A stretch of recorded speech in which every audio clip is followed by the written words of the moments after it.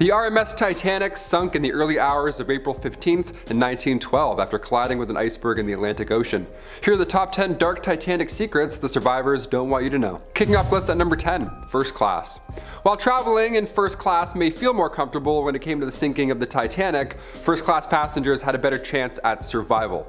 Just over 200 first class passengers survived out of the 324 souls traveling in first class during that fateful voyage. If you've seen the James Cameron film, you know women and children were first to board these lifeboats, and then it was first class men. By that point, there were a few lifeboats left, which I'll get into later on, that's a whole thing. But second class and third class, their chances at survival were not great. Being stored further and lower away from these lifeboats, it took longer to get there, especially with the rush and the crowds too. It was chaos. There were more than 700 third-class passengers. That number exceeded the other two classes combined. And those rooms were horrible. They were crammed. 4 people would have to share one tiny room, and each of the beds were smaller than twin beds. So when it comes to evacuating quickly, sadly these passengers had the hardest time getting out. Number 9. Locked doors. Ellen Hakarian was aboard the Titanic April 15, 1912, and back in September 1987, Tanky magazine published her survival story.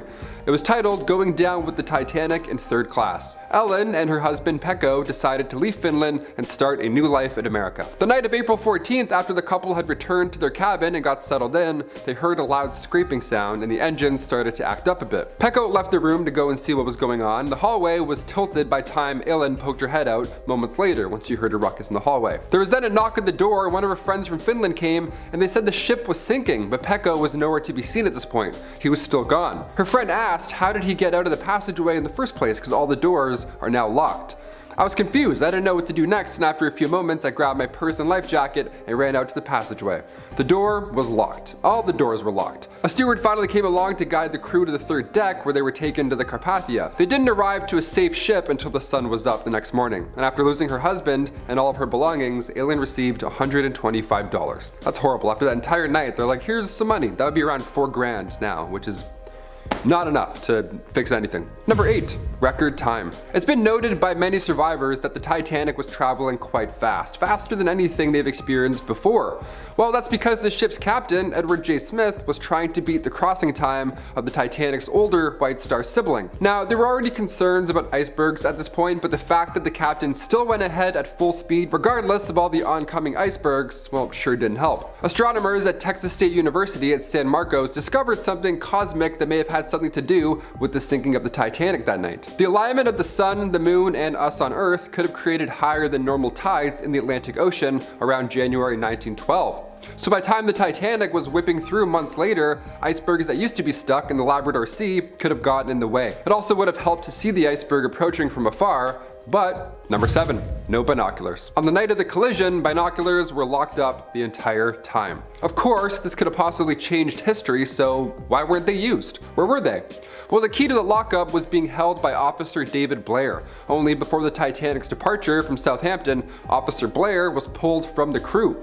Of course, this may not have made a difference at all, with all things considered, but it's important to note. To think these were stashed in a locker in the crow's nest this entire time is actually pretty haunting. Poor guy was transferred to another ship and forgot to give the key back. The amount of times I've taken a work key home with me, honestly, it's a simple mistake, so this is tragic. Number 6, wrong turn. It's the middle of the night, there aren't any binoculars at disposal, it's high tides, it's hard to see, but did the steersman accidentally point the Titanic towards the iceberg?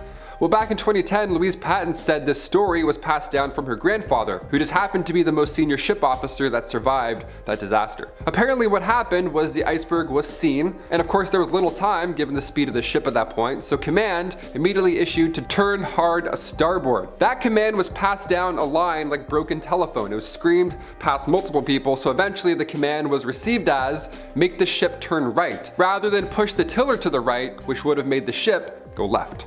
It's confusing, and also at that moment, it's hard to hear. There's no chance this is anyone's fault. Number 5, not enough lifeboats. Before the Titanic set sail, at some point, a decision was made to reduce the number of lifeboats on board. They did this because they didn't want to clutter the deck, and looking back now, it's honestly haunting to think that was once a thought, like that mattered at all. It just ruined the aesthetic, like, okay, sure. The safety of 2,208 passengers aboard, we could use some more boats. The number of lifeboats ended up being reduced to just 20, with an additional 4 that were collapsible. 24 lifeboats. That's it. This meant that should they even have time to launch every single boat, this would only still be enough for half the passengers on board. Only half. And that's if it worked perfectly at that point. Even when the Titanic was going down, not all the lifeboats were able to be launched as everything unfolded quickly. Number 4, staying warm. The Titanic was obviously quite fancy. Its dining selections were fancy, the wines were fancy, it was all fancy, but alcohol was sadly reserved only for first class. The bar had 1,500 bottles of wine and 20,000 bottles of beer. Most of the people who passed away that night, it was because of icy temperatures in the water.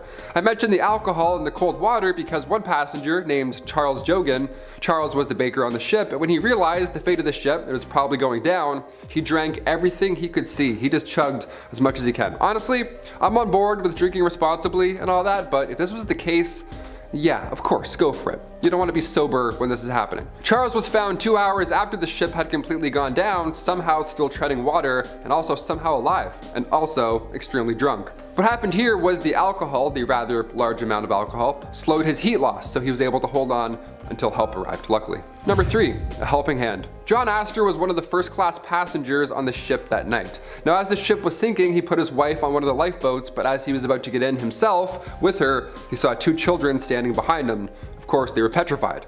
So John Astor, he gave up his spot and let those 2 children take his instead. One of the Titanic survivors named Philip Mock later saw John and his valet huddled together on one of the life rafts trying to keep each other warm, but they both sadly didn't make it. A sad story of course, but John's wife and the child that she was carrying at the time both survived and made it to safety. Number 2, an alternate trip.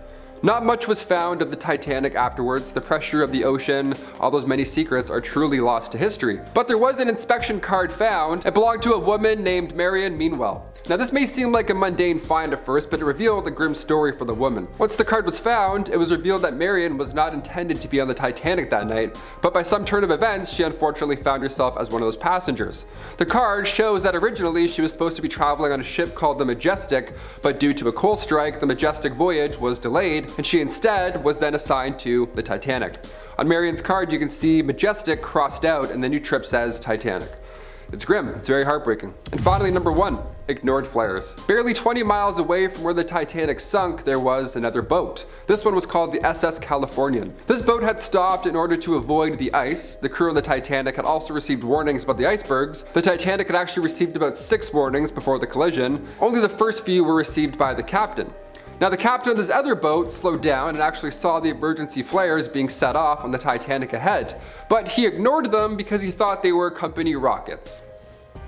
And the SOS signals that the Titanic sent out as well weren't received until the next day because the radio operator on that SS Californian had gone to sleep. By the time they heard these calls and arrived the next day, it was of course too late.